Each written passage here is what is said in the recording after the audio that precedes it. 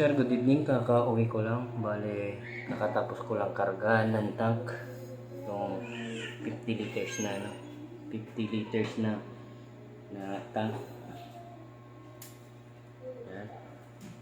50 liters tank, 18 inches barrel, base ace ko, side lever, rectangle bat.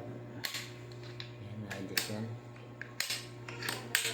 ABS plastic underrail. Regulated Taiwan regulator gamit natin dyan, 1/8 output. Yan, ayan yung gauge, 1/8 output po yan. Try natin papututin mga 2 beses kasi baka mapagalitan na tayo ng mga kapitbahay. Ito sir, black. Yan. Oh, lakas. Isa pa.